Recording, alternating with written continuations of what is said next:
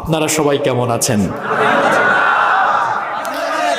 আমাকেও আপনারা জিজ্ঞেস করেছেন, এজন্য আপনাদের প্রতি কৃতজ্ঞতা জ্ঞাপন করছি। আলহামদুলিল্লাহ আলা কুল্লি হাল ওয়া ফি কুল্লি মাকান। আল্লাহ আমাকেও ভালো রেখেছেন, আমাদের সবাইকে সুস্থতার সাথে বাঁচিয়ে রেখে আজকের এই সুন্দর, পবিত্র এবং জান্নাতি আয়োজনে আমাদেরকে শামিল হওয়ার তৌফিক যিনি দান করেছেন তিনি কে? সেই মহান রবের দরবারে হৃদয়ের সবটুকু ভালোবাসা, আবেগ, অনুভূতিকে উজাড় করে দিয়ে খুশি মনে প্রাণবন্ত আওয়াজে উচ্চ কণ্ঠে কালিমাতুশ শুকর আদায় করে আমরা সকলেই পড়ছি আলহামদুলিল্লাহ। সম্মানিত উপস্থিতি, উপস্থাপক বলেছেন রাজশাহীতে আমি প্রথম। আসলে রাজশাহীতে আমি প্রথম নই, প্রতি বছরই রাজশাহীতে আসা হয়। আমাদের প্রোগ্রামগুলো আমরা ডিভিশন ওয়াইজ সেট করার কারণে প্রত্যেকটি বিভাগে নির্ধারিত সংখ্যক প্রোগ্রাম যখন আমাদের ফিল আপ হয়ে যায়, এর বাহিরে আর প্রোগ্রাম করার কোনো সুযোগ থাকে না। বাংলাদেশে 460টারও বেশি উপজেলা আছে, তাহলে প্রত্যেক উপজেলায় একদিন করে গেলেও 1.5 বছর সময় লাগবে। কিন্তু বাংলাদেশে আমরা প্রোগ্রাম করার সময় পাই মাত্র 4 থেকে 4.5 মাস, যার কারণে আমাদের ইচ্ছে থাকলেও সকল এলাকায় যাওয়া সম্ভব হয়ে ওঠে না। এই রাজশাহীকে আমরা সবাই শিক্ষা, দীক্ষা, ভদ্রতা, নম্রতার নগরী হিসেবে জানি, এবং আপনাদের এত মানুষের উপস্থিতি থাকা সত্ত্বেও ডানে বামে সামনে পিছনে কোথাও কোনো বিশৃঙ্খলা না থাকা এবং এই নীরব পরিবেশ আর সুন্দর এই সুন্দর পরিবেশ প্রমাণ করছে যে আসলেই আপনারা সুন্দর একটি পরিবেশে, শৃঙ্খলাপূর্ণ পরিবেশে যে কোনো একটি প্রোগ্রাম অ্যারেঞ্জ করতে পারেন এবং প্রোগ্রামের শেষ পর্যন্ত তা সফলও করতে পারেন। আলহামদুলিল্লাহ।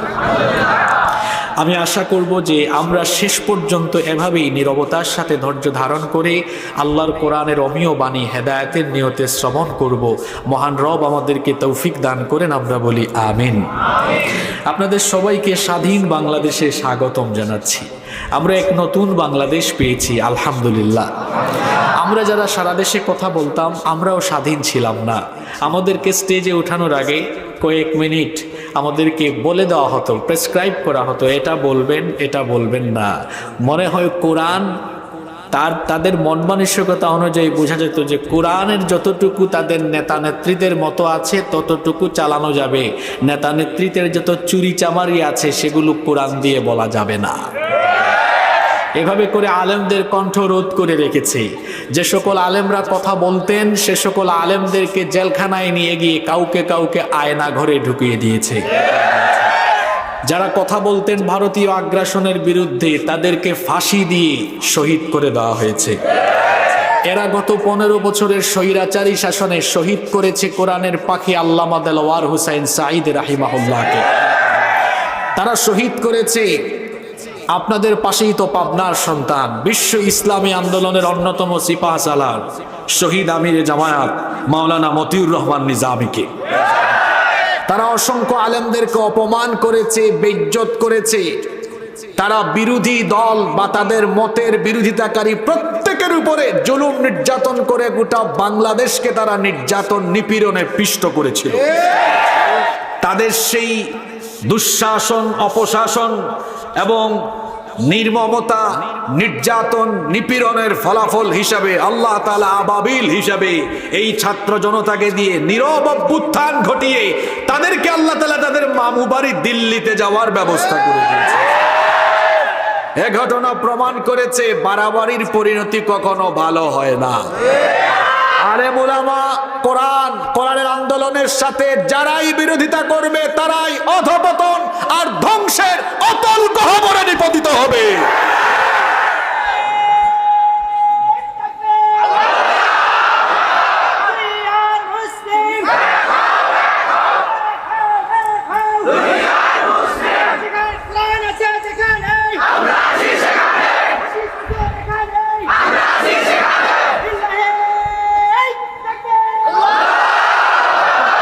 এত বললাম আমাদের কথা, আমরা কথা বলতে পারতাম না।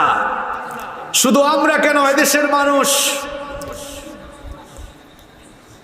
তাদের নিজেদের মতামত পেশ করতে পারতো না, বাক স্বাধীনতা কেড়ে নেওয়া হয়েছিল, কেউ কথা বলতে পারতো না। আর এদিকে আয়োজন কমিটির কথা যদি বলি, থানায় যেতে যেতে তাদের জুতার তলা ক্ষয় হয়ে যেত। মাহফিল করতে নাকি অনুমতি লাগবে, মাহফিল করতে কি কারো অনুমতি লাগার কথা? জমিনটা কার? এই জমিনে কথা চলবে কার? যারা আল্লাহর জমিনে আল্লাহর কোরআনের কথা বলা বন্ধ করে দিয়েছিল, আজ আল্লাহ তাআলা তাদের সকল ধরনের স্বাধীনতা কেড়ে নিয়েছেন। যারা কোরআনের কথা বলতে বিধিনিষেধ আরোপ করেছিল, কেউ রাস্তায় বের হয়ে কথা বলার মতো দুঃসাহস নাই। ইঁদুরের কোন গর্তে গিয়ে লুকিয়েছে এটা তারাই ভালো জানে। তারপরে আসেন আপনাদের কথা। যে ভাই একটু আগে দাঁড়িয়ে স্লোগান দিলেন, মাহফিলে এভাবে স্লোগানও দেওয়া যেত না। ডানে বামে কিছু লোকজন বসে, তারপরে আলেম ওলামাদের সাথে দুর্ব্যবহার, শ্রোতাদের সাথে দুর্ব্যবহার। আপনারা জানেন 2020 সালে কুমিল্লার লাকসামে এক আওয়ামী সন্ত্রাসী আমার উপর হামলা করেছিল। একই কায়দায় তারা সারা দেশে গত 15 বছর বিভিন্ন তাফসীর মাহফিলে, কোরআনের মাহফিলে আলেম ওলামাদের উপরে, শ্রোতাদের উপরে, আয়োজক কমিটির উপরে হামলা করে, মামলা করে, নির্যাতন করে গোটা দেশটাকে তারা নির্যাতনে ভরে দিয়েছিল। তাদের এই নির্যাতন নিপীড়নের ফলাফল হিসাবে, পরিণতি হিসাবে আজ আল্লাহ তাআলা তাদের উপরে এই গজব দিয়েছেন। এরা বহু আলেমদের চোখের পানি ঝরিয়েছে।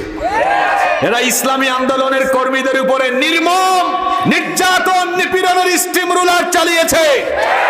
তাদের কারণে ইসলামী আন্দোলনের কর্মীরা বাড়িতে ঘুমাতে পারে নাই, বাবা মায়ের সাথে থাকতে পারে নাই, স্বামী স্ত্রীর সাথে দেখা করতে পারে নাই, আপনজনের জানাজায় যেতে পারে নাই। পরিবার বঞ্চিত, এলাকা বঞ্চিত থেকে বছরের পর বছর তাদেরকে এলাকা ছাড়া করে রাখা হয়েছিল। আজ শাস্তি হিসাবে আল্লাহ এদেরকে এমন শাস্তি দিয়েছেন, তারা এখন নিজেরাই স্বেচ্ছায় দেশ ছেড়ে পালিয়ে গিয়েছে। আমরা যারা সত্য কথা বলতাম, তারা আমাদেরকে বলতো পাকিস্তানি রাজাকার। আমরা স্বৈরাচারের আমলে সত্য কথা বলেছি, মামলা খেয়েছি, আমাদের অনেক ভাইয়েরা জেলে গিয়েছেন, কিন্তু কেউ কি পালিয়ে পাকিস্তানে গিয়েছে? জোরে বলে। তারা তো মামলা খাওয়ার আগেই, বিচারের মুখোমুখি হওয়ার আগেই তাদের মামু বাড়িতে তারা আগেই গিয়ে আশ্রয় নিয়েছে। আমাদেরকে যারা বলতো পাকিস্তানি রাজাকার, আমরা কিন্তু পাকিস্তানের সাথে কোনো সম্পর্ক রাখিনি। পাকিস্তানে আমাদের যাতায়াতে নেই, যাতায়াতও নাই। বরং আমাদেরকে যারা বলে পাকিস্তানি রাজাকার, তারা তাদের কর্মকাণ্ডে এখন প্রমাণ দিয়েছে ওরা ভারতীয় রাজাকার। এজন্য পালিয়েছে কোথায়? জোরে বলেন কোথায়? এই ঘটনাগুলো থেকে আমাদেরকে শিক্ষা নিতে হবে। এই দেশ আলেম ওলামার দেশ, এটা মসজিদ মাদ্রাসার দেশ, এটা শাহজালাল, শাহপরান, শাহ মাখদুম রাহিমাহুল্লাহ পীর আউলিয়ার দেশ। এদেশে ইসলামের বিরুদ্ধে, কোরআনের বিরুদ্ধে, আলেম ওলামাদের বিরুদ্ধে, ইসলামী আন্দোলনের বিরুদ্ধে যারাই যাবে তাদের পতন ঠিক এইভাবে করে হবে। আল্লাহ আমাদেরকে বুঝার তৌফিক দান করেন। আপনারা আমাকে কয়েক মিনিট আজকে সময় দিবেন তো? মোনাজাতের আগে কারা উঠে যাবেন? কথা দিলেন তো? আল্লাহ আমাদেরকে শেষ পর্যন্ত ধৈর্য ধারণ করে আমলের নিয়তে আল্লাহর কোরআনের হেদায়েতের বাণীগুলো শ্রবণ করার তৌফিক দান করেন। সম্মানিত রাজশাহীবাসী, আমি আপনাদের সামনে কোরআনুল কারীমের 9 নম্বর সূরা, সূরাতুত তাওবা এর 111 নম্বর আয়াতে কারীমা তেলাওয়াত করেছি। যে সূরার আয়াত তেলাওয়াত করেছি, সূরার নাম হলো সূরাতু তাওবা। আমরা সবাই একবার বলি, সূরাটার নাম সূরাতু তাওবা। এই সূরার যে আয়াত তেলাওয়াত করলাম, আয়াত নাম্বার হলো 111। এই আয়াতে আল্লাহ তাআলা প্রকৃত মুমিনের পরিচয় দিয়েছেন এবং তাদের পরিণতির কথা বলেছেন। আমরা সবাই সত্যিকারের মুমিন, প্রকৃত মুমিন হতে চাই কি চাই না? কারা কারা চাই না দেখে হাত তোলেন। মাশাআল্লাহ। আমাদের রাজশাহীর মানুষদের কনসেন্ট্রেশন খুব ভালো আছে, আলহামদুলিল্লাহ পড়ি। তাহলে আমরা সবাই সত্যিকারের মুমিন হতে চাই তো? প্রকৃত মুমিন, আসল মুমিন, সত্যিকারের মুমিনের পরিচয় এই আয়াতে তুলে দিয়েছেন কে? আমরা আজকে কোরআন টু কোরআন, কোরআন বুঝার একটা মজা হলো কোরআনের তাফসীর হবে কোরআন দিয়ে, কোরআনের ব্যাখ্যা হবে কি দিয়ে? কোরআন দিয়ে। এটার একটা মজা আছে এবং এটা দিলের মধ্যে গিয়ে আসর করে, আসর করার মতো অবস্থা যেন আল্লাহ এখানে দান করেন, বলেন আমিন। এই আয়াতে প্রকৃত মুমিনের পরিচয় তুলে ধরা হয়েছে এবং তাদের পরিণতি কি হবে সেটাও আল্লাহ এখানে বর্ণনা করেছেন, সুবহানাল্লাহ। চলেন আমরা আর কথা না বাড়িয়ে সরাসরি আরম্ভ করি। কোরআন পড়লে সওয়াব না গুনাহ? জোরে বলেন, সওয়াব না গুনাহ? তাহলে আমরা সবাই সওয়াবের নিয়তে ঠোঁট নাড়িয়ে পড়তে পারবো তো ইনশাআল্লাহ? পড়েন আমার সাথে, আউযু বিল্লাহি মিনাশ শাইতানির রাজীম, বিসমিল্লাহির রাহমানির রাহিম। বিতাড়িত মরদুদ শয়তানের ওয়াসওয়াসা থেকে আমরা আল্লাহর কাছে পানাহ চাই। পরম করুণাময় দয়াবান মেহেরবান আল্লাহর নামে শুরু করছি। ইন্নাল্লাহা আশতারা মিনাল মুমিনিনা আনফুসাহুম ওয়া আমওয়ালাহুম বিআন্না লাহুমুল জান্নাহ।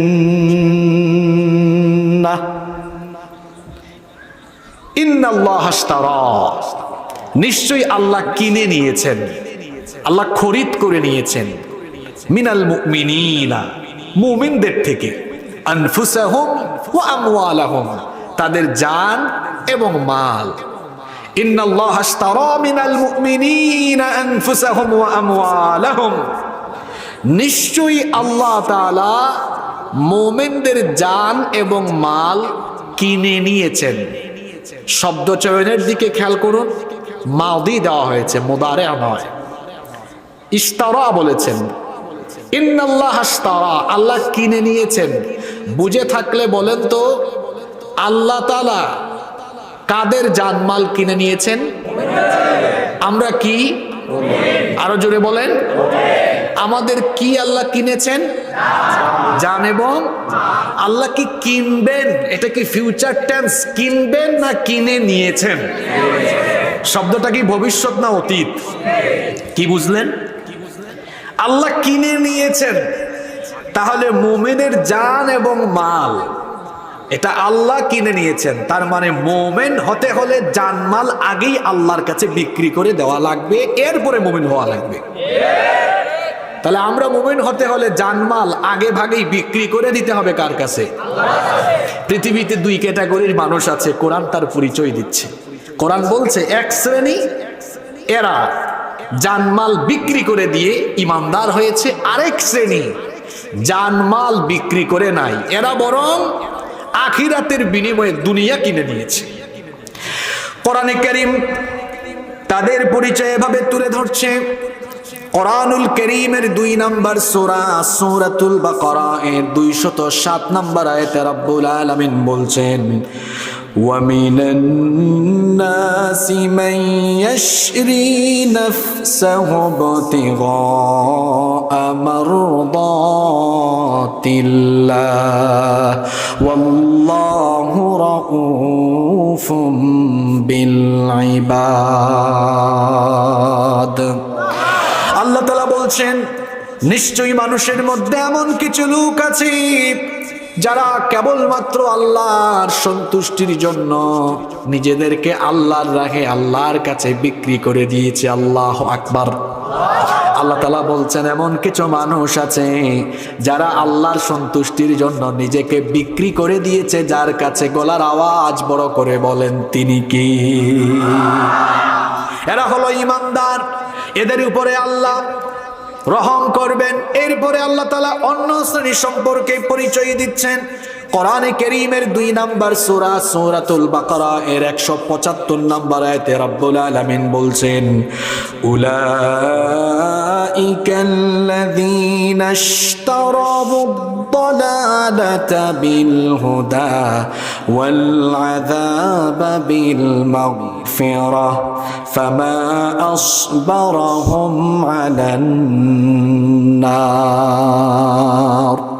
আল্লাহ তাআলা বলছেন, আর যারা নিজেদেরকে আল্লাহর কাছে বিক্রি করে নিয়ে এদের পরিচয় হলো, এরা হলো তারা আল্লাযীনা ইশতারাবুদ-দালালাতা বিল হুদা, যারা হেদায়েতের বিনিময়ে গুমরাহিকে ক্রয় করে নিয়েছে, ওয়াল আযাবা বিল মাগফিরাহ, যারা ঈমান এনে আল্লাহর ক্ষমার বিপরীতে ঈমানহীন হয়ে আল্লাহর আযাবকে ক্রয় করে নিয়েছে।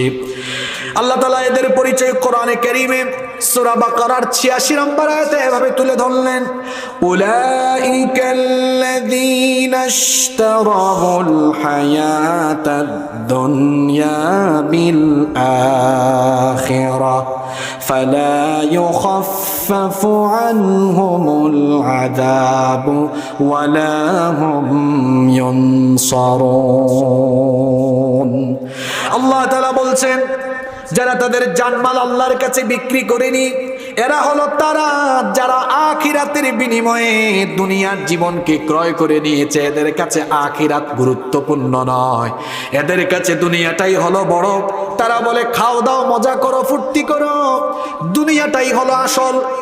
দুনিয়ার জীবনকে তারা আখিরাতের চাইতে বেশি প্রাধান্য দেয়। অন্যদিকে মোমেনরা দুনিয়ার পরিবর্তে আখিরাতকে খরিদ করে নিয়েছে। আখিরাতে আল্লাহর সন্তুষ্টির জন্য দুনিয়ার জান এবং মাল তারা বিক্রি করে দিয়েছে। যার কাছে গলার আওয়াজ বড় করে বলেন তিনি কে? এজন্য আল্লাহ তাআলা সূরা তাওবার 111 নম্বর আয়াত শুরু করলেন এভাবে, মুমিনদের পরিচয় হলো ইন্নাল্লাহা আশতারা মিনাল মুমিনিনা আনফুসাহুম ওয়া আমওয়ালাহুম বিআন্না লাহুমুল জান্নাহ। নিশ্চয়ই মুমিন হলো তারা, নিশ্চয়ই মুমিনদের থেকে আল্লাহ তাদের জানমালের বিনিময়ে আল্লাহ তাআলা তাদের জানমাল খরিদ করে নিয়েছেন। বিআন্না লাহুমুল জান্নাহ, এজন্য যে আল্লাহ তাদের জন্য এর বিনিময়ে রেখেছেন আল্লাহর জান্নাত। সুবহানাল্লাহ পড়েন। আচ্ছা বলেন তো, জানমালের প্রকৃত মালিক কি আপনারা না আল্লাহ? তো আল্লাহর জানমাল, আল্লাহর দেওয়া জানমাল আল্লাহ আবার কিনবেন, এটা আবার কেমন কথা? আসলে জান এবং মাল এটা আল্লাহর, ঠিক আছে, কিন্তু এটাকে ব্যবহার করার ইখতিয়ার আল্লাহ আমাদেরকে দিয়েছেন, ফ্রিডম অফ চয়েস। আপনার চয়েসের স্বাধীনতা কে দিয়েছেন?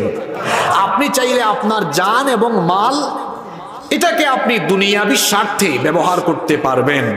আবার আপনি যদি ঈমান আনেন তো আল্লাহর আনুগত্য করে জানমালকে আল্লাহর পথে আপনি খরচ করতে পারবেন। এখানে ফ্রিডম অফ চয়েস আছে, আপনার ইখতিয়ার আছে। ইখতিয়ারটুকু দিয়েছেন কে? সম্মানিত রাজশাহীবাসী খেয়াল করুন, খুব গুরুত্বপূর্ণ আয়াত এটা। আল্লাহ বলছেন নিশ্চয়ই আল্লাহ মুমিনের জান এবং মাল কিনে নিয়েছেন, আর তার জান এবং মাল কেনার বিনিময়ে আল্লাহ তাকে জান্নাত দান করেছেন। এখানে আল্লাহর উপরে বান্দার ঈমানকে একটা ব্যবসায়িক কেনাবেচার সঙ্গে তুলনা করা হয়েছে। ব্যবসায় ক্রয় বিক্রয় থাকে, যারা বিজনেস করেন, ব্যবসা করেন, ব্যবসা বাণিজ্যে প্রোডাক্ট থাকে, পণ্য থাকে, পণ্যের বেচাকেনা থাকে। একজন লোক বিক্রি করেন, যিনি বিক্রি করেন তাকে বলা হয় কি? বিক্রেতা। যিনি কেনেন তাকে কি বলা হয়? ক্রেতা বা কাস্টমার। আর যা কেনা হয় সেটা হলো পণ্য। আর পণ্য ক্রয়ের বিনিময়ে যেটা দেওয়া হয়, এখন তো মুদ্রার যুগ, মুদ্রা দিচ্ছি। আমাদের দেশের মুদ্রার নাম কি? টাকা। তাহলে ব্যবসায় ক্রেতা বিক্রেতা থাকে, পণ্য থাকে, পণ্যের বিনিময়ে আমাদের দেশে হলো কি? টাকা। এই আয়াতে আল্লাহ তাআলা আমাদের আর আল্লাহর সম্পর্কটা ঈমানের। কিসের সম্পর্ক? ঈমানটাকে ব্যবসায়িক কেনাবেচার সঙ্গে তুলনা করেছেন। আমরা যারা ইসলামের কথা বলি বা ইসলামী আন্দোলন করি, মাঝে মাঝে কিন্তু আমাদেরকে ইসলাম বিরোধীরা ধর্ম ব্যবসায়ী বলে। তো কথাটা কিন্তু তারা খারাপ বলে না, এটা তো কোরআনের কথাই বলে। কারণ আল্লাহ তাআলা ঈমানের পথে চলা লোকদেরকে বলেছেন এরা আল্লাহর সাথে প্রকৃত ব্যবসা করছে, যেটা সূরা সফে আল্লাহ বলেছেন এটা বরকতময় ব্যবসা। সুবহানাল্লাহ।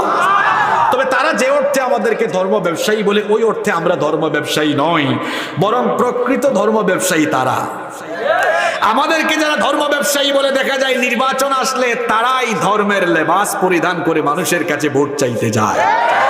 আমাদেরকে যারা ধর্ম ব্যবসায়ী বলে তারা দেখা যায় ইলেকশনের সিজনে পাঞ্জাবি টুপি আর মাঝে মাঝে বুরখা পর্দা নিকাব পরিধান করে। আমাদেরকে যারা ধর্ম ব্যবসায়ী বলে তারা ইলেকশনের সিজনে মাহফিলে হুজুরের আশেপাশে এসে বসে, আর ক্ষমতায় চলে গেলে মাহফিলকে কিভাবে নষ্ট করা যায় সেটার তারা অপচেষ্টা করে। সম্মানিত রাজশাহীবাসী, এখানে আল্লাহর সাথে বান্দার ঈমানের সম্পর্ককে ব্যবসায়িক কেনাবেচা বলে উল্লেখ করা হয়েছে এবং বলা হচ্ছে যে বান্দা তার জান এবং মালকে আল্লাহর কাছে যদি বিক্রি করে, আল্লাহ এটা কিনবেন, আল্লাহ কেনার বিনিময়ে, জানমালের বিনিময়ে আল্লাহ বান্দাকে জান্নাত দান করে দিবেন। বলেন বিনিময় হিসাবে জান্নাতের চাইতে আর উত্তম কোন বিনিময় আছে? উত্তম কোন বিনিময় আছে? রব্বুল আলামিন আল্লাহর সাথে বান্দার এই ব্যবসায়িক কেনাবেচার সম্পর্ককে, ঈমানী এই সম্পর্ককে উত্তম ব্যবসা বলে অভিহিত করেছেন। কোরআনে কারীমের 61 নম্বর সূরা সূরাতুস সাফের 10 নম্বর আয়াত থেকে আল্লাহ তাআলা বলছেন, ইয়া আইয়ুহাল্লাযীনা আমানু হাল আদুল্লুকুম আলা তিজারাতিন তুনজিকুম মিন আযাবিন আলীম। হে বিশ্বাসীরা, হে ঈমানদারেরা, আমি কি তোমাদেরকে এমন একটি ব্যবসার সন্ধান দেব না যেই ব্যবসা করলে পরে রব্বুল আলামিন তোমাদেরকে কিয়ামতের দিন কঠিন আযাব থেকে বাঁচিয়ে দিবেন। আমরা সবাই কিয়ামতের দিন আল্লাহর আযাব থেকে বাঁচতে চাই কি চাই না? আরো জোরে বলেন, চাই কি চাই না? আল্লাহ বলছেন তাহলে বান্দা এমন একটা ব্যবসা আমার সাথে করো যে ব্যবসা করলে পরে আমি তোমাকে আখিরাতে কিয়ামতে আযাব থেকে বাঁচিয়ে দিব। আমরা আল্লাহর কাছে জিজ্ঞেস করলাম, ওগো আমাদের রব, কি ব্যবসা, কোন ব্যবসাটা আপনার সাথে আমরা করব আপনি জানিয়ে দেন। পরের আয়াতে আল্লাহ বলে দিলেন ব্যবসা, সেই ব্যবসাটা হলো এমন। এই ব্যবসা কিসের ব্যবসা শুনে? এটা পেঁয়াজের ব্যবসা, চালের ব্যবসা, না গমের ব্যবসা, নাকি টিনের ব্যবসা, নাকি টাইলসের ব্যবসা, না হার্ডওয়্যারের ব্যবসা? কিসের ব্যবসা এবার শোনেন। আল্লাহ বলছেন বান্দারে আমার সাথে ব্যবসাটা তোমার কেমন হবে শোনো।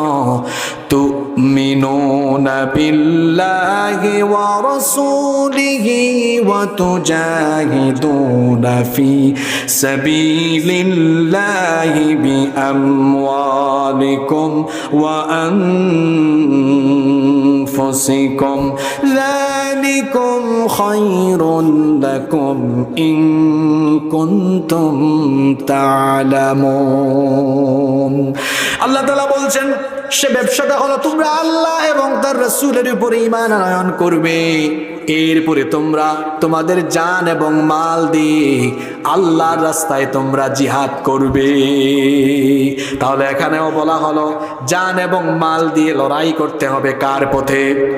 এটাই হলো উত্তম ব্যবসা। আল্লাহ বলছেন যদি বান্দা তুমি বুঝতে পারো, এই ব্যবসা যদি তুমি করতে পারো, তোমার জান এবং মাল যদি তুমি আল্লাহর রাহে বিলীন করে দিয়ে তুমি যদি আল্লাহর সাথে ব্যবসা করতে পারো, আল্লাহ পরের আয়াতগুলোতে বলছেন তাহলে বান্দা আমি তোমাকে পুরস্কার দিব মোট 3টা। জোরে বলেন কয়টা? আরো জোরে বলেন কয়টা? 3টা পুরস্কার আল্লাহ দিবেন।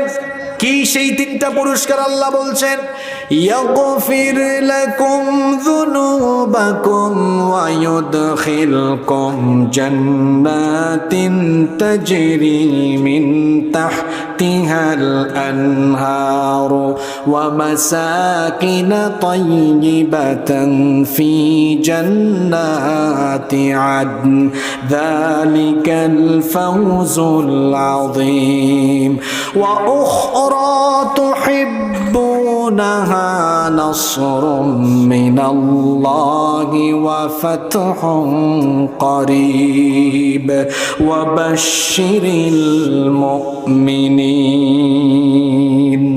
আল্লাহ তাআলা বলছেন, তুমি যদি আমার সাথে ব্যবসা করতে পারো, এক নাম্বার পুরস্কার হলো বান্দা ইয়াগফির লাকুম যুনুবাকুম, তোমার যত গুনাহ আছে সকল গুনাহ আমি মাফ করে দিব। মনোযোগ আছে না চলে গেছে? কথাগুলো হচ্ছে কার?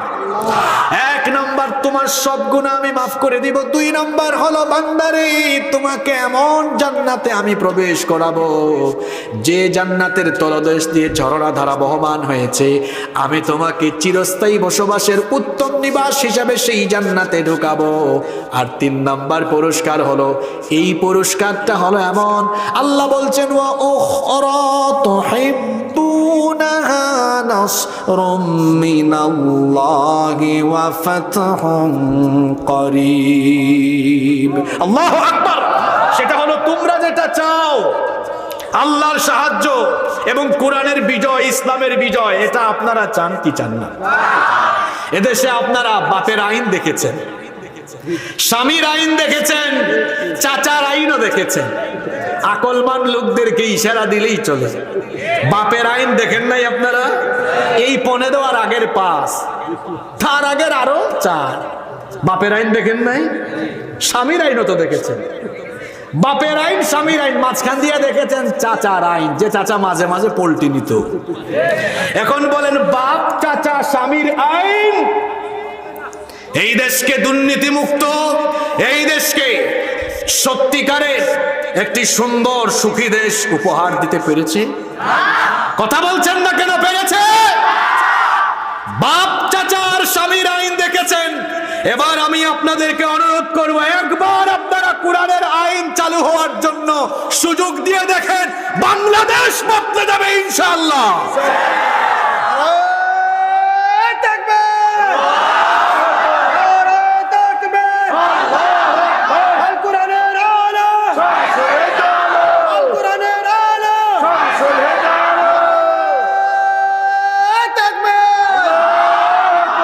বাপ, চাচা আর স্বামীর আদর্শে যারা আদর্শিত, যে যখন ক্ষমতা পায় প্রথমে পেয়ে তারা আগের বারের প্রতিশোধ নেয়। আর আমরা যারা বাংলাদেশে কোরআনের আইন কায়েমের স্বপ্ন দেখি, আমরা বলি আমরা বদলা নিব না, আমরা বদলে দিব। আমরা কি করব? এটা হলো আসল প্রতিশোধ। আমাদেরকে যে অপরাধে নির্যাতন করা হলো, আমরা কোরআনের কথা বলি, আমরা কোরআনের রাষ্ট্র কায়েম করতে চাই। তা আমাদেরকে যে কারণে নির্যাতন করা হয়েছে, আমরা সেটাই ঘটাবো। বাংলাদেশে কোরআনের আইন কায়েম করে আমরা বদলা নিব ইনশাআল্লাহ। আমাদের শহীদরা রক্ত দিয়েছেন, জীবন দিয়েছেন, এই রক্ত আর জীবনের বদলা হিসাবে আমরা বাংলাদেশে কোরআনের রাজ কায়েমের জন্য ঐক্যবদ্ধভাবে আমরা কোরআনের আন্দোলনে শামিল থাকতে কারা কারা রাজি? দুহাত তুলে আল্লাহকে দেখান।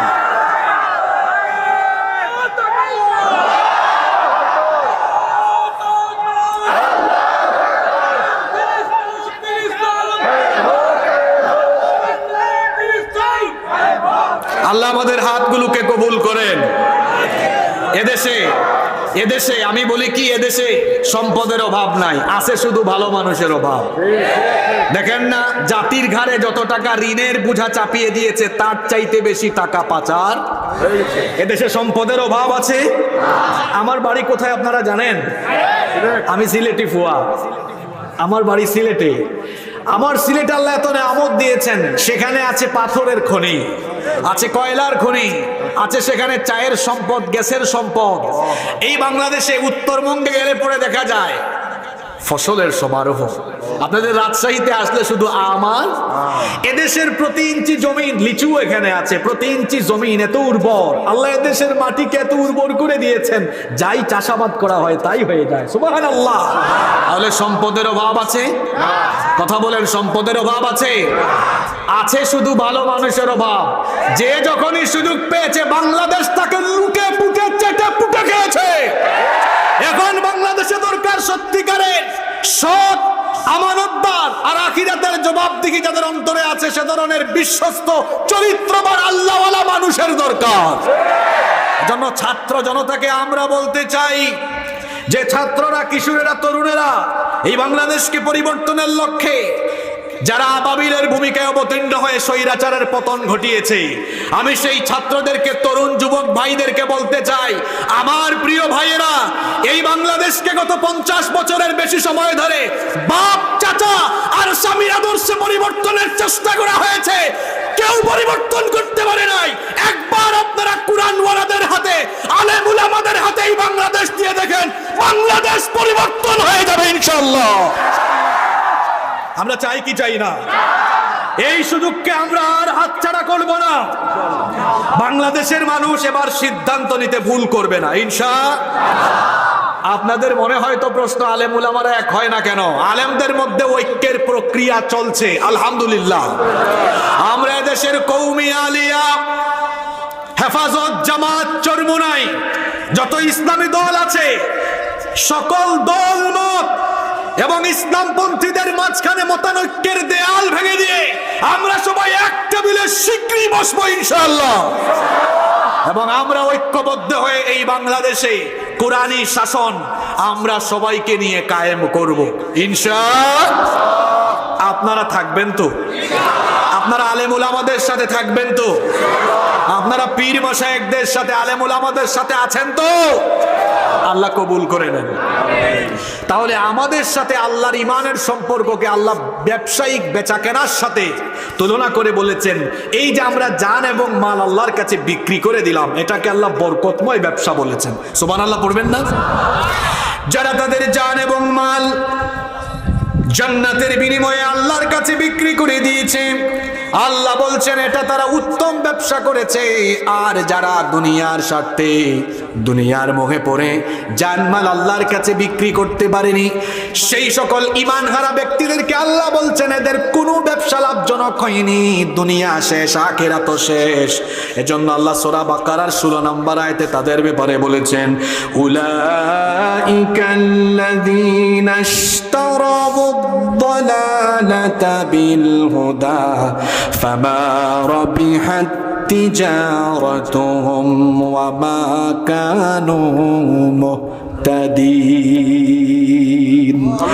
আল্লাহ তাআলা বলছেন, যারা আল্লাহর কাছে জানমাল বিক্রি করতে পারেনি, সেই সকল লোকেরা হেদায়েতের বিনিময়ে গোমরাহিকে ক্রয় করে নিয়েছে। এরা তাদের জানমাল দুনিয়ার স্বার্থে খরচ করে, এরা তাদের জানমাল দুনিয়ার মুখে খরচ করে। ফামা রাবিহাত তিজারাতুহুম ওয়া মা কানু মুহতাদিন। আল্লাহ বলেছেন তাদের এই ব্যবসা লাভজনক হয়নি এবং তারা হেদায়াত প্রাপ্ত হতে পারেনি। প্রকৃত হেদায়াত প্রাপ্ত হলো তারা জান মাল আল্লাহর কাছে বিক্রি করে দিয়েছে। যারা তাদের জান আর মাল আল্লাহর কাছে বিক্রি করে দিবে, বলেন তো আমাদের জান আর মাল চিরস্থায়ী না ক্ষণস্থায়ী? আসতে বলবেন না, বলেন তো আমাদের জান মাল চিরস্থায়ী না ক্ষণস্থায়ী? আর জান্নাত হলো ক্ষণস্থায়ী না চিরস্থায়ী? যারা জান্নাতে যাবে সেখান থেকে কি বের হওয়ার কোনো সুযোগ আছে নাকি? খালিদিনা ফিহা, আল্লাহ বলেছেন সেখানে তারা চিরকাল থাকবে। আল্লাহু আকবার। তাহলে আপনি যদি দুনিয়ার ক্ষণস্থায়ী জান আর মালকে আল্লাহর কাছে বিক্রি করে দিতে পারেন, তাহলে দুনিয়ার ক্ষণস্থায়ী জান মালের পরিবর্তে আল্লাহ তাআলা আপনাকে চিরস্থায়ী জান্নাতের মালিক বানিয়ে দিবেন। সম্মানিত ভাইয়েরা, তাহলে এই জানমাল আল্লাহর কাছে বিক্রি করে দিব তো? সবাই বলছেন তো? এখন কিন্তু ধরা খেয়ে যাবেন, মন খারাপ করতে পারবেন না। সত্যি সত্যি বিক্রি করেছেন তো? ওকে ফাইন, দেখি আমরা কে কে বিক্রি করলাম। এই যে মোবাইল, মনে করেন উনি আমার কাছে বিক্রি করে দিলেন, বিক্রি করার পরে এটার মালিক এখন উনি না আমি? বলেন কে? আমি। এখন এটা আমার কথায় ইউজ হবে না উনার কথা মতো ইউজ হবে? আমার মতো। তাহলে আপনি যদি আপনার জানমাল আল্লাহর কাছে বিক্রি করে দেন, তাহলে আপনার জানমাল কি আপনার নিজের ইচ্ছায় যেখানে সেখানে ব্যয় করবেন না আল্লাহর মতো করে? জোরে বলেন। এবার আমাকে জবাব দিবেন না, নিজের বিবেককে নিজে প্রশ্ন করেন তো। আপনারা বলছেন হ্যাঁ হুজুর আমরা জানমাল আল্লাহকে বিক্রি করে দিয়েছি, তাহলে আপনার জান, শক্তি, সামর্থ্য সারাদিন কার পিছনে ব্যয় করেন? কার জন্য স্লোগান দেন? আপনি তো স্লোগান দেন অমুক ভাই তমুক ভাই, আমার নেতার চরিত্র ফুলের মতো পবিত্র। বিবেককে প্রশ্ন করুন, আপনার শরীরের শক্তি সামর্থ্য আপনি আল্লাহর কাছে বিক্রি করেন নাই, তথাকথিত নেতার কাছে বিক্রি করেছেন। মন খারাপ হলো নাকি? আপনি তো বলেছেন, হ্যাঁ হুজুর আমি আমার জান বিক্রি করেছি। আসলে বিক্রি করেছেন? আপনি আপনার জান, আপনার শক্তি তথাকথিত নেতা নেত্রীর কাছে বিক্রি করেছেন। এর জন্য তারা যা বলে আপনি চামচার মতো, গোলামের মতো তা মানেন। যুবকদেরকে বলছি, আপনার এই যৌবন, এই তারুণ্য কোন নেতার চামচামি করার জন্য দেওয়া হয় নাই। এই যৌবনের তারুণ্য দেওয়া হয়েছে আল্লাহর জমিনে আল্লাহর দিন কায়েম করার জন্য। কোন নেতার পেছনে গিয়ে যুবকেরা স্লোগান দাও? যারা আল্লাহর জমিনে আল্লাহর দিন কায়েমের স্লোগান দেয়, যারা আল্লাহর জমিনে আল্লাহু আকবারের স্লোগান দেয়, রাসূলুল্লাহর নামে স্লোগান দেয়, তাদের সঙ্গে যারা হবে এরাই সত্যিকারের ঈমানদার হতে পারবে। কথা ক্লিয়ার না ভেজাল আছে? ক্লিয়ার আছে তো? তাহলে আমরা বললাম হুজুর জান বিক্রি করেছি, অথচ মনে মনে অপরাধী আছি আমরা অনেকে। আসলে বিক্রি করতে পারি। এবার আসি মাল, সম্পদ। সম্পদ আমি খরচ করছি, তথাকথিত নেতা বলেছেন এটা করো ওইটা করো, এত হাজার মানুষ আনো, খরচ করছি। এটা কি আমি আল্লাহর জন্য খরচ করছি? আমার সম্পদ, আমার মাল খরচ হবে। সাহাবায়ে কেরাম যেভাবে তাদের ধন সম্পদ আল্লাহর দিন কায়েমের জন্য খরচ করেছেন, ঠিক একই তরিকায় আমার জান, আমার মাল সব আমি খরচ করব আল্লাহর দ্বীনের স্বার্থে। ঠিক কিনা বলেন? তাহলে আমরা যদি আল্লাহর কাছে জানমাল বিক্রি করে দিই, এই জানমাল কখনোই আমরা আমাদের মতে খরচ করতে পারবো না। যার ইচ্ছায় এগুলো পরিচালিত করতে হবে। জুড়ে বলেন তো তিনি কে? এজন্য আল্লাহ বলছেন, শোনো শোনো বান্দা, যদি তুমি তোমার জান আর মাল আমার কাছে বিক্রি করো, বিনিময়ে তো জান্নাত দিব। তবে তুমি তোমার জান এবং মাল কোথায় কিভাবে খরচ করবা বান্দারে শোনো।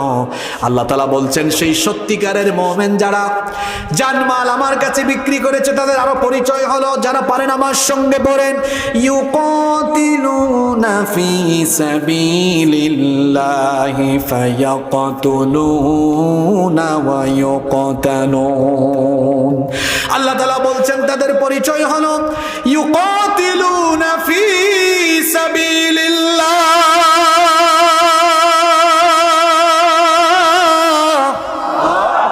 তারা লড়াই করে কার পথে?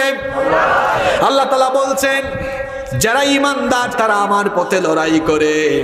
কোরআনে কারীমের 4 নম্বর সূরা সূরাতুন নিসাএর 76 নম্বর আয়াতে আল্লাহ তাআলা বলেছেন, আল্লাযীনা আমানু ইউকাতিলুনা ফি সাবিলিল্লাহ।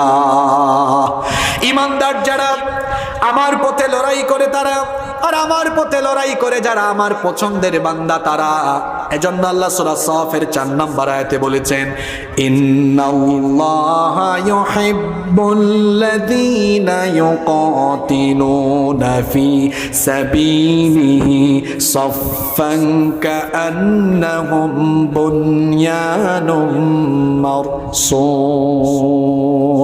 আল্লাহ তাআলা বলছেন, নিশ্চয়ই যারা আল্লাহর পথে সীসা ঢালা প্রাচীরের মতো ঐক্যবদ্ধ হয়ে লড়াই করে তারা হচ্ছে আমার পছন্দের বান্দা। খেয়াল করে শুনুন, ঈমানদার যারা আল্লাহর পথে লড়াই করে তারা, আল্লাহর পথে জানমাল দিয়ে লড়াই করে যারা, আল্লাহর পছন্দের বান্দা হলো তারা। আর যারা জান এবং মাল আল্লাহর কাছে বিক্রি করেনি তাদের পরিচয় আল্লাহ দিচ্ছেন, ওয়াল্লাযীনা কাফারু ইউকাতিলুনা ফি সাবিলিত তাগুত। আর যারা নাফরমানি করেছে, যারা কাফির, যারা কুফরি করেছে, তারা লড়াই করে তাগুতের পথে।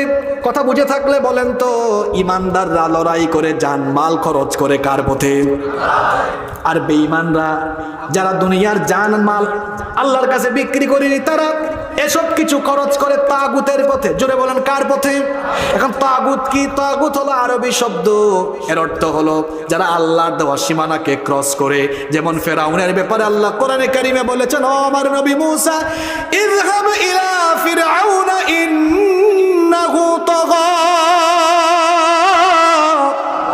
ফেরাউনের কাছে যাও কারণ সে তাগা, অবাধ্য হয়েছে, সীমা লঙ্ঘন করেছে। যারা তগা অবাধ্য হয় তাদেরকে বলা হয় তাগী বা তাগুত। তাগুত হলো তারা, এক কথায় যদি বলি, আল্লাহর দিন নিজেরা মানে না যারা এবং আল্লাহর দিন মানুষকে মানতে যারা বাধা দেয় এরা হলো তাগুত। আল্লাহর দিন কায়েম হোক, মানুষ আল্লাহর দিন কায়েমে ঐক্যবদ্ধ না হোক, এই ধরনের তাগুত আমার সমাজে একদম নাই। আরো জোরে বলে আছে না নাই? সত্যিকারের তাগুত হলো তারা আল্লাহর জমিনে আল্লাহর দিন কায়েমের বিপরীতে অবস্থান নিয়ে মানব রচিত মতবাদ প্রতিষ্ঠা করতে চায় যারা। সত্যিকারের তাগুত হলো তারা। আল্লাহ বলছেন বান্দারে, তুমি যদি আমার উপরে ঈমান এনে সত্যিকারের ঈমানদার হতে চাও, আমার উপর ঈমান আনার আগে, আমার কাছে আসার আগে ওই তাগুতদের সাথে সম্পর্ক বয়কট করে আসো, এরপরে ঈমানদার হতে পারবা। আল্লাহ তাআলা সূরা বাকারার 256 নম্বর আয়াতে কি বলছেন মন দিয়ে শুনেন, ফামান ইয়াকফুর বিত-তাগুতি ওয়া ইউমিন বিল্লাহি ফাকাদ ইসতামসাকা বিল উরওয়াতিল wuthqa লা ইনফিসামা লাহা ওয়াল্লাহু সামিউন আলীম। যে ব্যক্তি তাগুতের সাথে সম্পর্ক বয়কট করে, আছেন তো আপনারা? যে ব্যক্তি তাগুতের সাথে সম্পর্ক বয়কট করে, তাগুতকে অস্বীকার করে, তাগুতের সাথে সকল ধরনের সম্পর্ক ছিন্ন করে, ওয়া ইউমিন বিল্লাহ এবং আল্লাহর উপর ঈমান আনে, ফাকাদ ইসতামসাকা বিল উরওয়াতিল wuthqa, সে ব্যক্তি এমন এক মজবুত রশি ধারণ করলো, লা ইনফিসামা লাহা, যা ছিন্ন হবার নয়। তাগুতের সাথে সম্পর্ক ছিন্ন করে, তাগুত কে সেটা আগেই বলেছে, যারা আল্লাহর জমিনে আল্লাহর দিন কায়েমের বিপরীত অবস্থান নেয় সবাই হলো তাগুত। জোরে বলেন তো তাগুত কারা? আল্লাহর দিন কায়েমের বিপরীতে অবস্থান নেয় যারা, তাগুত হলো। তাহলে সত্যিকারের মুমিন তো হতে চান, এটা আপনারা বলেছেন। তাগুত, যত ধরনের তাগুত আছে, কোন তাগুতের সাথে সম্পর্ক রাখা যাবে? আল্লাহ এই কথাই বলছেন, তাগুতকে ছিন্ন করে আসো। তুমি যদি তাগুতের সাথে সম্পর্ক ছিন্ন করতে পারো, আল্লাহ বলছেন বান্দারে, অমুক নেতা তোমার অভিভাবক নয়। দেখেন না অনেকে বলে আমার আস্থাভাজন অভিভাবক। আল্লাহ বলছেন তুমি যদি তাগুত ছিন্ন করে আসতে পারো, তোমার অভিভাবক কোনো মানুষ নয়, আমি আল্লাহ নিজে তোমার অভিভাবক হয়ে যাব।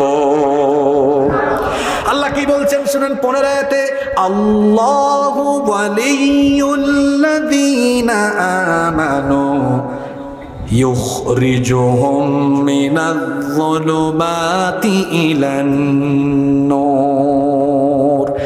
যারা ঈমানদার আল্লাহ তাদের অভিভাবক, এবং আল্লাহ যখন কোনো ঈমানদারের অভিভাবক হয়ে যান, আল্লাহ তাকে জুলুমাত থেকে, অন্ধকার থেকে নূর অর্থাৎ আলোর দিকে নিয়ে আসেন। সুবহানাল্লাহ। আর যারা আল্লাহর দিন কায়েমের বিপরীত অবস্থান নিয়ে তাগুতের সাথে সম্পর্ক রাখে, আল্লাহ তাদের ব্যাপারে বলছেন এরা আমার ওলি নয়, এরা আমার বন্ধু নয়। ওয়াল্লাযীনা কাফারু আউলিয়াউহুমুত তাগুত, এরা হলো তাগুতের ওলি।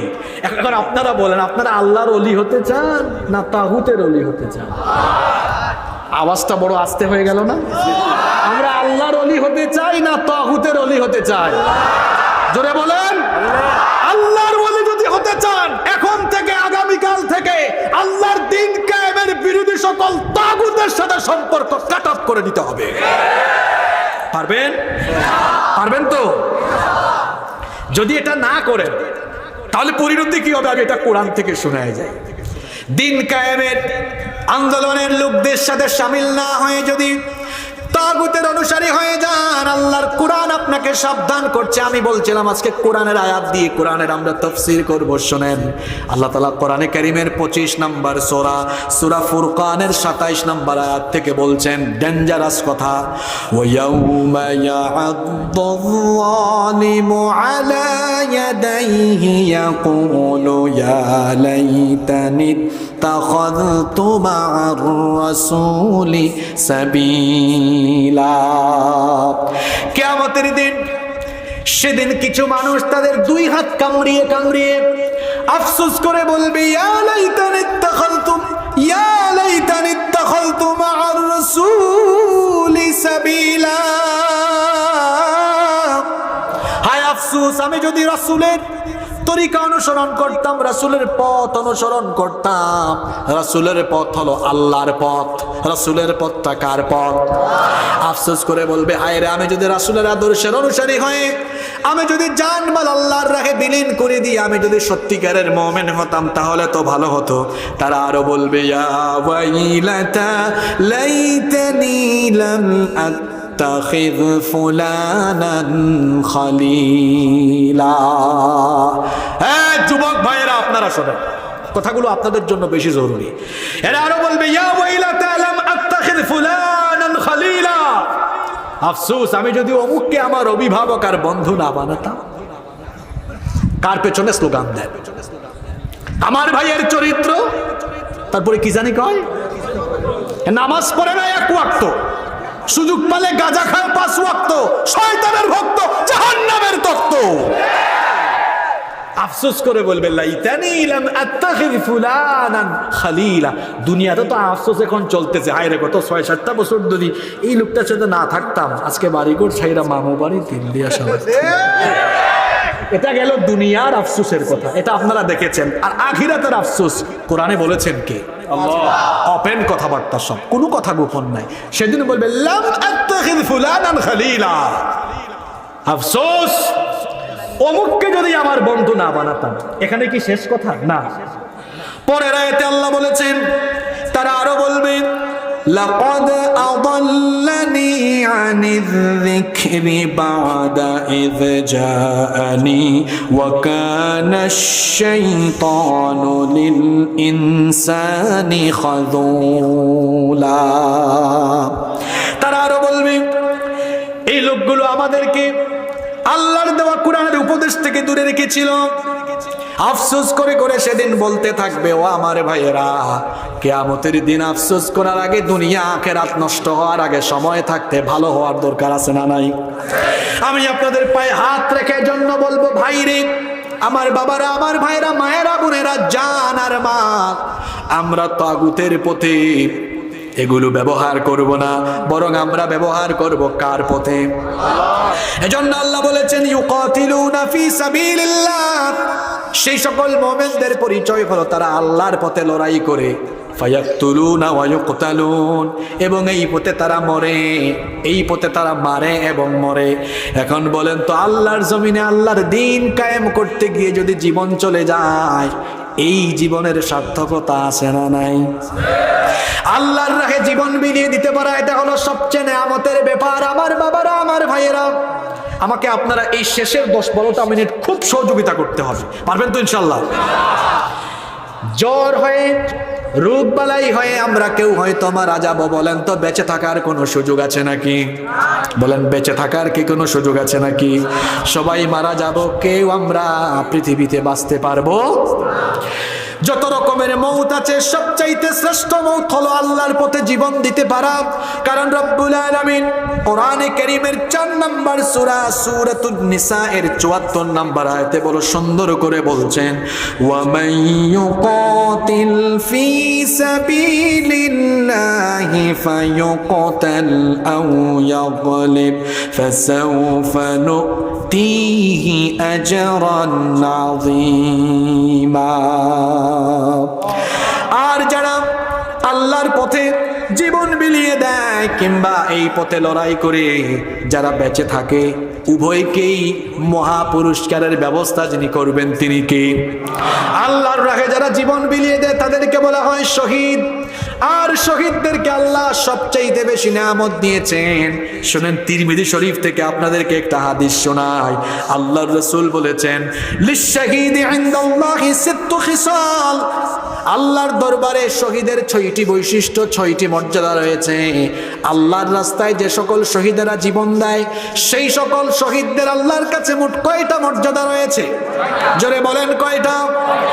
1 নাম্বার হলো ইউগফারু লাহু ফি আউয়ালি দাফাতিন এক নাম্বার হলো শহীদের শরীর থেকে যখন প্রথম রক্তের ফোঁটা পড়ে যায় তখনই তার সমস্ত গুনাহগুলো মাফ হয়ে যায়।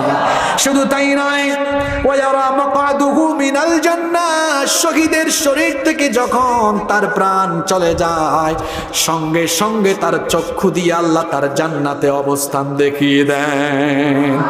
এজন্য শহীদেরা মরণের সময় মরণের যে ব্যথা আছে, যন্ত্রণা আছে তা অনুভব করতে পারে না।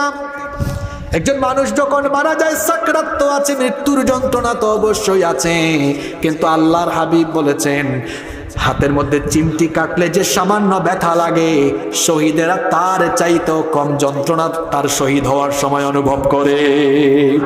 আমি যদি উদাহরণ দিই তাহলে উদাহরণটা হবে এমন, একটা বাচ্চা শিশু, দুগ্ধ শিশু যেমন কান্না করলে তার মা এসে তাকে যখন দুধ পান করায়, আর দুধ পান করে করে বাচ্চা শিশুটা যেমন ঘুমিয়ে যায়, শহীদেরা যখন শহীদ হয়ে দুনিয়া থেকে চলে যায় ফেরেশতারা যখন জান্নাত তার চোখের সামনে তুলে ধরে জান্নাতের দৃশ্য দেখতে দেখতে আরাম করে তারা ঘুমিয়ে যায়।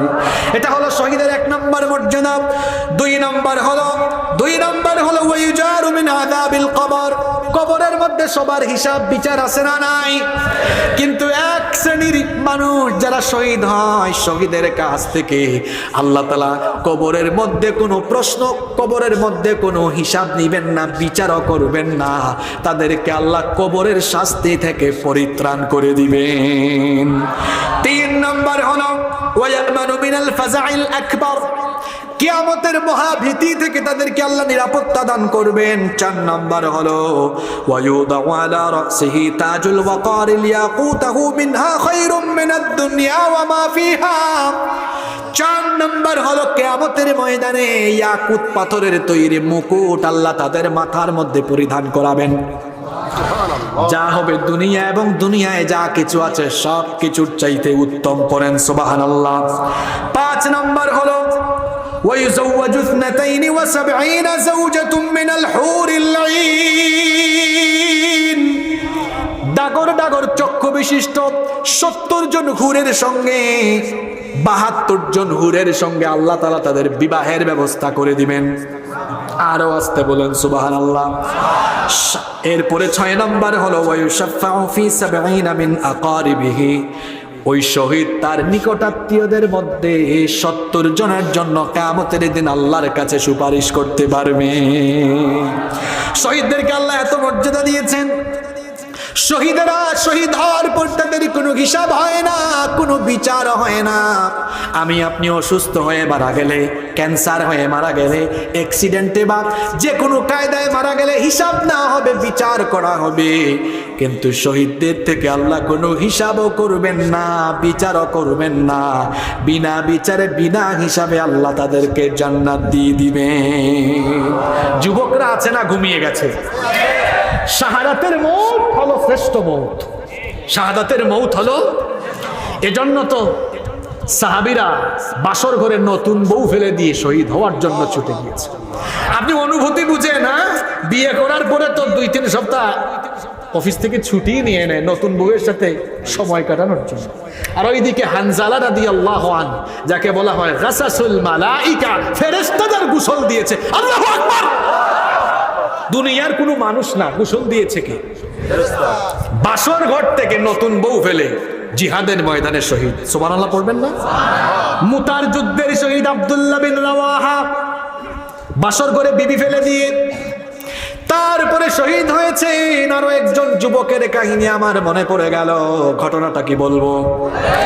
জুলাইবিব রাদিয়াল্লাহু আনহু, আহারে জুলাইবিব ছিলেন আমার যুবক তরুণ কলেজ বিশ্ববিদ্যালয়ের ছাত্র ভাইয়েরা শোনেন, জুলাইবিব ছিলেন আপনাদের মতো একজন অল্প বয়সী তরুণ, অল্প বয়সী যুবক, অখ্যাত গোত্রের অখ্যাত বংশের একজন লোক ছিলেন। তিনি খুবই গরিব মানুষ, অত্যন্ত নিঃস্ব অসহায় দরিদ্র পরিবারের মানুষ।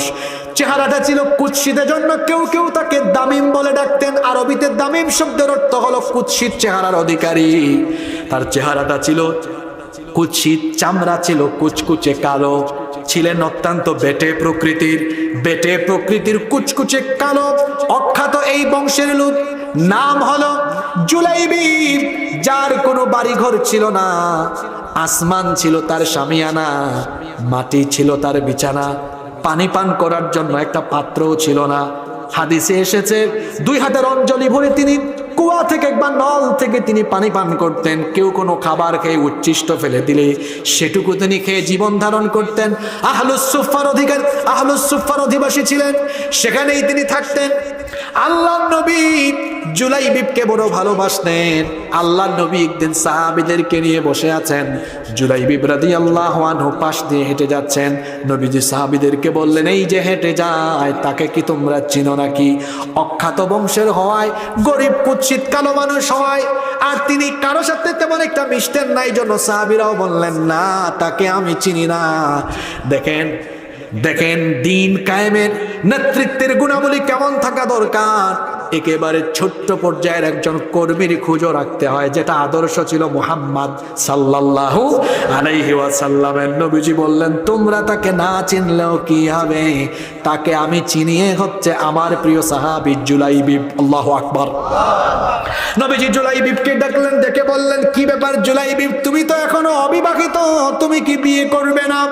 জুলাইবিব তখন বললেন, ইয়া রাসূলুল্লাহ, আমরা সবাই বলি সাল্লাল্লাহু আলাইহি ওয়াসাল্লাম, কে আমাকে বিয়ে করবে? কোন অভিভাবক তার মেয়েকে আমার কাছে বিয়ে দিবে? দেখেন না, কুচকুচে কালো চামড়া, কুৎসিত চেহারা, বেটে মানুষ, আমার তো ভালো কোনো পোশাক আশাক নাই, আর আমার তো ঘর বাড়িও নাই, এমন লোকের কাছে কে তার মেয়েকে বিয়ে দিবে? নবীজি দ্বিতীয় দিন প্রশ্ন করলেন, একই কথা জুলাইবিব জবাব দিলেন। তৃতীয় দিন নবীজি প্রশ্ন করলেন, জুলাইবিব একই রকমের উত্তর দিলেন। এবার নবীজি সেদিন জুলাইবিবকে বললেন, জুলাইবিব, তুমি আমার অমুক আনসারী সাহাবীর বাড়িতে যাও, অমুক আনসারী সাহাবীর একটা কন্যা আছে, মেয়ে আছে, তুমি সেই বাড়িতে গিয়ে বলো, আল্লাহর হাবিব এই বাড়িতে আমাকে পাঠিয়েছেন, নবীজি পয়গাম দিয়েছেন, প্রস্তাব দিয়েছেন আপনাদের মেয়েকে আমার সঙ্গে বিবাহ দিতে। সুবহানাল্লাহ পড়বেন না? জুলাইবিব এবার চলে গেলেন সেই আনসারী সাহাবীর বাড়িতে। খুব খেয়াল দিয়ে ঘটনাটা শোনেন। ওই আনসারী সাহাবী ছিলেন মদিনার একজন ধনাঢ্য ব্যক্তি, তাদের কন্যাও ছিল, তাদের মেয়েটাও ছিল অত্যন্ত সুন্দরী। তিনি গিয়ে দরজায় নক করলেন। দরজায় যখন নক করলেন, ওই আনসারী সাহাবী দরজাটা খুলে দিলেন। বললেন, মান আনতা, আপনি কে? জুলাইবিব বললেন, আনা জুলাইবিব, আমি হলাম জুলাইবিব। বললেন, কেন এসেছেন? কার কাছে এসেছেন? বললেন, আপনার কাছে এসেছি, পাঠিয়েছেন মুহাম্মাদুর রাসূলুল্লাহ সাল্লাল্লাহু আলাইহি ওয়াসাল্লাম। রাসূলের নাম শোনা মাত্রই আনসারী সাহাবী তাকে সঙ্গে সঙ্গে ঘরের ভেতরে ঢুকালেন, সম্মানজনক সুন্দর আচরণ করলেন। তারপরে বললেন, রাসূল কেন পাঠিয়েছেন? জুলাইবিব তখন বললেন, আল্লাহর রাসূল আপনার মেয়ের জন্য প্রস্তাব দিয়েছেন। তখন ওই আনসারী সাহাবী বললেন, আল্লাহর রাসূল যদি আমার মেয়েকে বিয়ে করতে চান, আমি প্রস্তুত আছি, রাজি আছি। জুলাইবিব বললেন, না, আল্লাহর রাসূল বিবাহের প্রস্তাব পাঠান নাই, তিনি নিজের জন্য বিয়ের প্রস্তাব পাঠান নাই, পাঠিয়েছেন আমার জন্য। ওই জুলাইবিবের কথা শুনে এবার আনসারী সাহাবী বললেন, কি বলবেন? রাসূল তো পাঠিয়েছেন, কি বলবেন বুঝতে পারছেন না। বললেন, একটু দাঁড়ান, আমার স্ত্রীর সাথে পরামর্শ করি। ভেতরে চলে গেলেন। দেখবেন বিয়ে শাদীর পরামর্শ আসলে, প্রস্তাব আসলে পরে পুরুষের চাইতে নারীরা ঘাটাঘাটি করে বেশি। আপনাদের রাজশাহীতে মনে হয় একটু কম করে। রাজশাহীর নারীরা এর জন্য ভালো, ভালো না অনেক, আলহামদুলিল্লাহ। তিনি ঘরের ভেতরে গেলেন, স্ত্রীর সাথে যখন পরামর্শ করলেন, স্ত্রী তখন বললেন, ওয়াল্লাহি, আল্লাহর কসম, এই কুৎসিত কালো চেহারার অধিকারী, আর গায়ের মধ্যে দেখো কেমন ময়লা, চুলগুলো উস্কো খুস্কো, ধুলো বলেন বদনে এসেছে, তার কোনো সম্পদ নাই, এই ছেলের কাছে আমার মেয়েকে বিয়ে দিব না। স্বামী স্ত্রী অর্থাৎ মা বাবার কথাবার্তাগুলো ভেতর থেকে মেয়ে শুনে ফেলেছে। মেয়ে তখন বললেন, হে আমার পিতা, হে আমার মাতা, এত বড় দুঃসাহস, এত বড় স্পর্ধা কি করে হলো? আল্লাহর রাসূলের প্রস্তাব ফিরায় দিচ্ছেন। সুবহানাল্লাহ পড়বেন না? এত বড় দুঃসাহস কি করে হলো? আল্লাহর নবীর প্রস্তাব ফিরিয়ে দিচ্ছেন। আমি আল্লাহর রাসূলের প্রস্তাব ফিরিয়ে দিতে পারবো না, ডিনাই করতে পারবো না। তখন তার পিতামাতা বললেন, ও আমাদের মেয়ে, আবেগের বশে কথা বলো না, ঘরের বাইরে একটু নজর করে দেখো, ছেলেটার দিকে একটু তাকায় দেখো, তোমার পছন্দ হবে না, দেখতে কুৎসিত কালো চেহারা। তখন মেয়ে বললেন, আল্লাহর রসুল যেখানে প্রস্তাব পাঠিয়েছেন কালোটাও আমার জন্য ভালো, কিচ্ছু দেখবো না, যাচাই বাছাই করবো না, কোনো ধরনের যাচাই বাছাই ছাড়া আমি নিঃসন্দেহে এই প্রস্তাবকে কবুল করে নিলাম। সুবহানাল্লাহ। বিয়ে হয়ে গেল। শুনেন শুনেন, বিয়ে হয়ে গেল। একটা ছেলে আর মেয়ের জন্য বিবাহের প্রথম রাতটা হলো স্বপ্নের রাত। দুজনে যখন স্বামী স্ত্রী কাছাকাছি, বাহির থেকে আওয়াজ শোনা গেল, আইনা জুনুদুল্লাহ, আল্লাহর সৈন্যরা কোথায়? যুদ্ধের দামামা বেজে উঠেছে, জিহাদের ডাক এসেছে। আল্লাহর রাসূল জিহাদের ময়দানে ছুটে গিয়েছেন। বর্ণনাকারী সাহাবী বলেন, তীরের ফলা থেকে যেমন ধনুক দ্রুত গতিতে ছুটে যায়, ঠিক তেমনি ভাবে জুলাইবি তার স্ত্রীর কাছ থেকে দ্রুত গতিতে বিদায় নিয়ে যুদ্ধের ময়দানে গিয়ে অনেকগুলো কাফির, 7 জন কাফিরকে জাহান্নামে পাঠিয়ে তিনিও শহীদ হয়ে গেলেন। আল্লাহর রাসূল যুদ্ধ শেষ করার পরে ময়দানে এসে বললেন, সকল শহীদদের লাশগুলো সামনে আনো। সকলের লাশগুলো আনা হলো। নবীজি সাহাবীদেরকে বললেন, সবার লাশ তো এনেছো, কিন্তু আমার হাবিবকে তো আমি এখনো দেখি না। সাহাবীরা বললেন, ওগো আল্লাহর নবী, আপনার হাবিবকে, আপনার বন্ধুকে? নবীজি বললেন, আমার হাবিব হলো আমার জুলাইবি। নবীজি বললেন, আমার হাবিবকে তোমরা চিনো না, আমি আমার হাবিবকে খুঁজে বের করব। নবীজি এবার নিজে যুদ্ধের ময়দান ঘুরে ঘুরে দেখলেন। আল্লাহর নবী দেখলেন 7টা লাশের পাশে একটা লাশ, সেখানে শরীরটা ক্ষত বিক্ষত, অসংখ্য আঘাতের চিহ্ন, মুখের মধ্যে ধুলা বালি, নির্মম ভাবে তাকে শহীদ করা হয়েছে। আল্লাহর নবী কাছে গেলেন। কাছে গিয়ে তিনি এবার মুখমণ্ডল থেকে ধুলাবালি সরিয়ে দেখলেন, এটাই হচ্ছে জুলাইবি। আল্লাহর নবী বসে গেলেন। বসার পরে জুলাইবিবের দেহটাকে তিনি নবীজি তার বরকতময় উরুর উপরে রেখে দিলেন। এরপরে নবীজি বললেন, সাহাবীরা রে শোনো, তোমরা আমার হাবিবকে চিনো না, এটাই হলো আমার হাবিব। আল্লাহর নবী তখন বললেন, গতকালই সে বিয়ে করেছে, বাসর রাতে নতুন বউকে আমার জন্য, আল্লাহর জন্য ত্যাগ করেছে। মুসলমানেরা বলছিলাম কিভাবে আল্লাহর কাছে জানার মাল বিক্রি করা লাগে। জুলাইবি এমন ভাবে তার জান আল্লাহর কাছে বিক্রি করেছেন। দিন কায়েমের ডাক এসেছে, নতুন বউকে ফেলে দিয়ে আল্লাহর জন্য, দিন কায়েমের জন্য জীবনটাকে বিক্রি করে শাহাদাতের নজরানা পেশ করেছেন। আল্লাহু আকবার।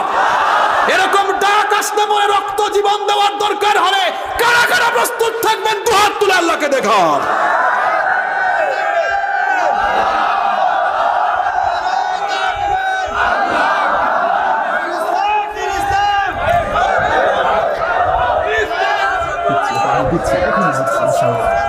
আল্লাহ হাতগুলো কবুল করে। সম্মানিত ভাইরা, ঘটনা কিন্তু শেষ না, শুনতেছেন তো আপনারা? আল্লাহর রাসূল তখন বললেন, জুলাইবিবের দিকে তাকিয়ে বললেন, আনা মিন্নি ওয়া আনতা মিন্নি। হাদিসের ইবারত পড়ছি, নবীজি বললেন, আনা মিন্নি ওয়া আনতা মিন্নি, তুমি আমার, আমি হলাম তোমার। যুবক ভাইরা, তোমরা একটা গার্লফ্রেন্ডকে বলো, তুমি আমার, আমি তোমার। অথচ এটা হওয়া উচিত ছিল, হে আল্লাহ, হে আমার রাসূল, আমি আপনার আর আপনি আমার, ঠিক কিনা?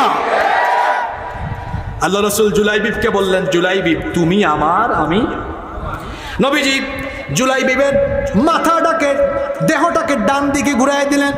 সাহাবীরা বললেন, নবী গো, আপনি জুলাইবিবের চেহারাকে, দেহকে ডান দিকে ঘুরায় দিলেন কেন? নবীজি বললেন, আমার জুলাইবিব বড় লজ্জাশীল মানুষ। আমার জুলাইবিবের শাহাদাতে আল্লাহ এত খুশি হয়েছেন, সে শহীদ হওয়ার সঙ্গে সঙ্গে জান্নাতি হুরেরা তাকে রিসিভ করার জন্য অভ্যর্থনা জানাতে এগিয়ে আসছে। সেজন্য লজ্জা না পায়, সেজন্য তার দেহটাকে আমি ঘুরাই দিয়েছি। সুবহানাল্লাহ পড়েন। এই রকম করে শাহাদাতের জজবা, শাহাদাতের তামান্না দিলের ভেতরে রাখতে হবে, মনে রাখতে হবে, শাহাদাতের মউত হলো শ্রেষ্ঠ মউত। এজন্য দেখবেন যারা আল্লাহর কথা বলে, রাসূলের কথা বলে, দ্বীনের কথা বলে, দ্বীন কায়েমের জন্য তাদের জীবন যখন চলে যায়, খারাপ লাগে না, হাসতে হাসতে ভি চিহ্ন দেখিয়ে জীবনটাকে আল্লাহর রাহে বিলীন করে দিয়ে যায়। কেন দিয়ে যায় আপনি এটা বুঝেন না? কারণ শহীদেরা পৃথিবীতে থাকতেই জান্নাতের গন্ধ, জান্নাতের গন্ধ নাকে পেয়ে যায়। সুবহানাল্লাহ।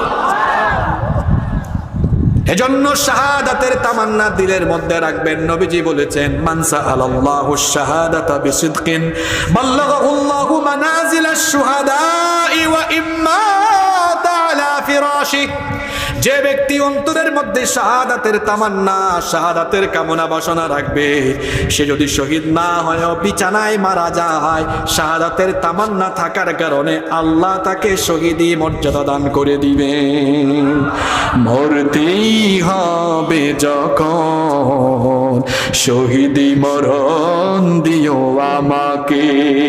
মরতেই হবে যখন, শহীদি মরণ দিও আমাকে। শাহাদাত জানি শুধুই জীবন, সে মরণ দিও আমাকে। মরতেই হবে যখন, শহীদি মরণ দিও আমাকে। আমাকে শহীদ করে সেই মিছিলে শামিল করে নিও। যেই মিছিলের নেতা আমির হামজা, খুবাইব খাব্বাব আল্লাহর ছিল যারা অতি প্রিয়, শহীদ করে নিও। সৈয়দ কুতুব হাসান আল বান্না, যেই মিছিলে হলো গণ্য। বেরেলো ভীতি তুমির, বেরেলো ভীতি তুমির, সৈয়দ কুতুব সেই মিছিলের সাথী অনন্য।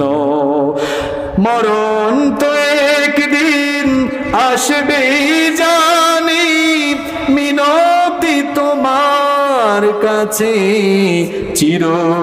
চিরজীবনের, সেই মরণ আমায় দিও, শহীদ করে নিও। আমাকে শহীদ করে সেই মিছিলে শামিল করে নিও।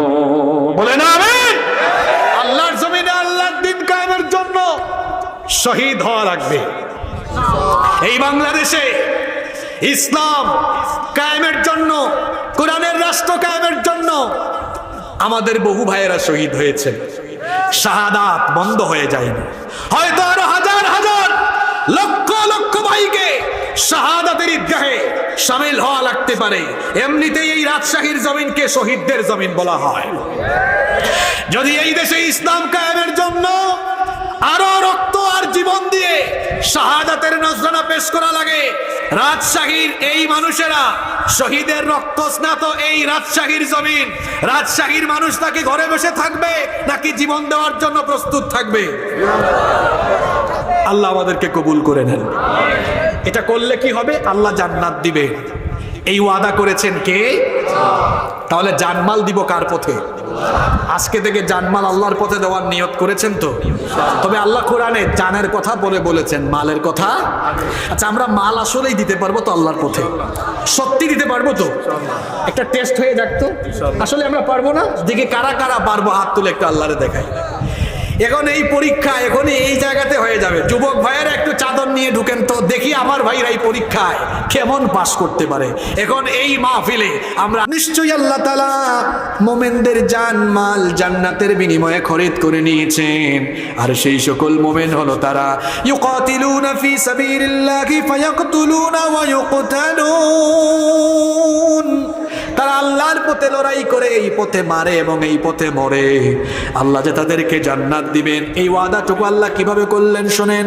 আল্লাহ তাআলা বললেন, ওয়াদান আলাইহি হাক্কান ফিত তাওরাতি ওয়াল ইনজিলি ওয়াল কুরআন। এই ওয়াদা আল্লাহ ইতিপূর্বে তাওরাত, ইনজিল এবং এখন কোরআনেও করেছেন। এরপরে আল্লাহ বলছেন, ওয়ামান আউফা বিআহদিহি মিনাল্লাহ। আল্লাহর চাইতে নিজ ওয়াদা পূরণে আর কে অধিক হতে পারে, অর্থাৎ কে অধিক সত্যবাদী হতে পারে?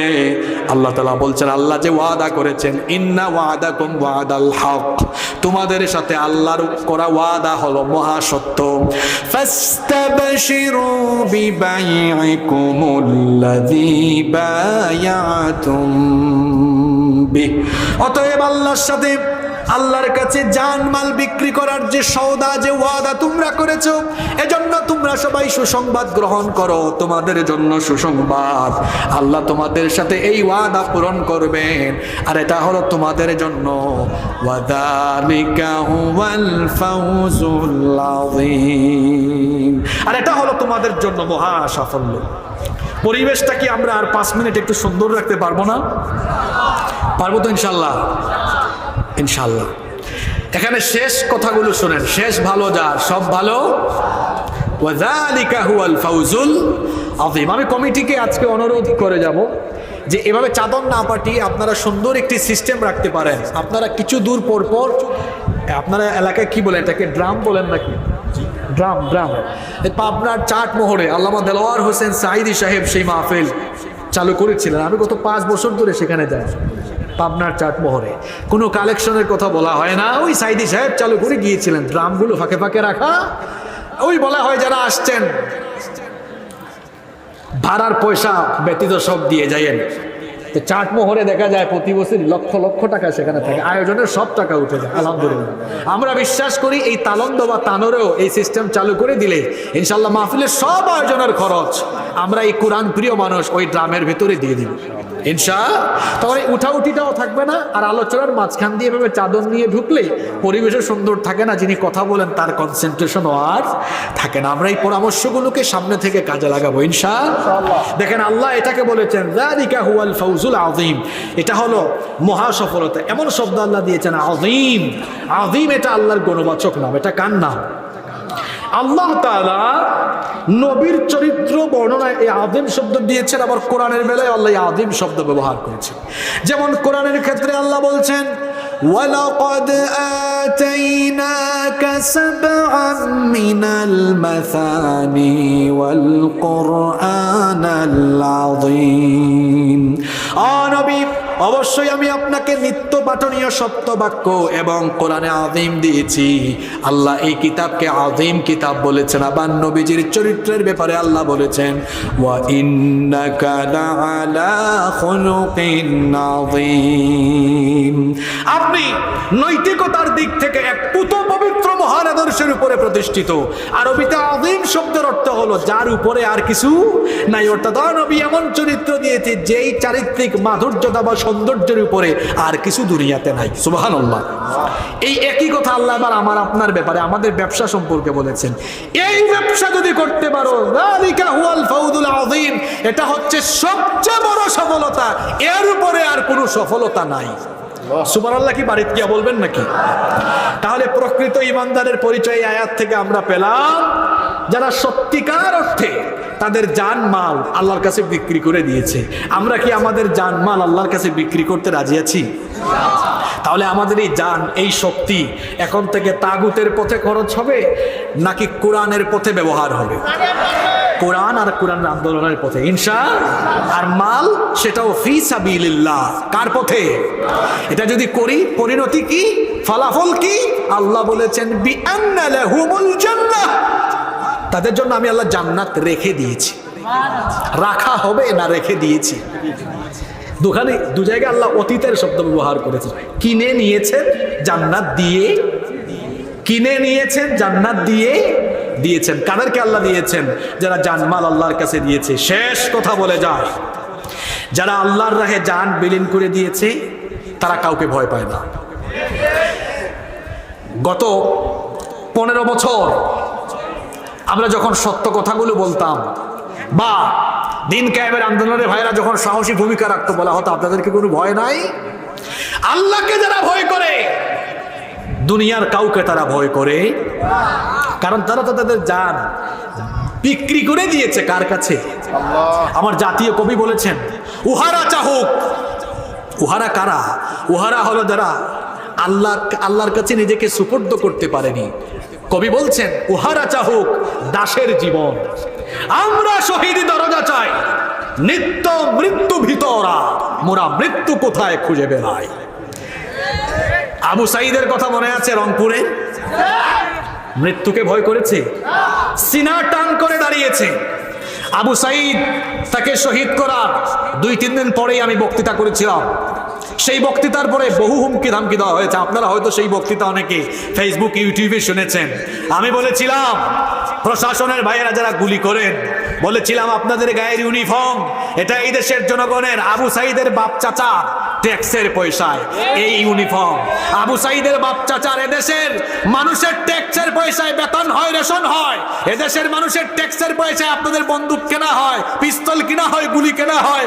আমাদের ট্যাক্সের পয়সায় কেনা গুলি আমাদের বুকের উপরে চালালে বরদাস্ত করবে না দেশের মানুষ। বলেছিলাম যদি এটা বন্ধ না করেন মানুষ আপনাদের বিরুদ্ধে রাস্তায় নামতে বাধ্য হবে, আপনাদেরকে পালাতে বাধ্য করবে। যে বক্তব্য রেখেছিলাম আল্লাহর রহমতে সেটা বাস্তবে পরিগণিত হয়েছে। আমাদেরকে বলা হয়েছিল, বহু হুমকি দেওয়া হয়েছে, ক্রস ফায়ার করা হবে, মেরে ফেলা হবে। আমরা যেভাবে বলেছিলাম আমরা আল্লাহর পথে, কোরআনের পথে, ন্যায়ের পথে, জুলুমের বিরুদ্ধে সত্য কথা বলতে গিয়ে জালিম যদি আমাদেরকে মেরে ফেলে আমাদের কণ্ঠরোধ করতে পারবে না ইনশাআল্লাহ। কারণ আমরা আমাদের জান বিক্রি করে দিয়েছি কার কাছে? কারণ কোনো ভয় আছে? আমরা বাঁচলেও ভালো, মরলেও ভালো। আল্লাহ বলেছেন লা খাউফুন আলাইহিম ওয়ালা হুম ইয়াহজানুন। এমন জীবন আমরা গঠন করব, এমন জীবন তুমি করিও গঠন, মরিলে হাসিবে তুমি কাঁদিবে।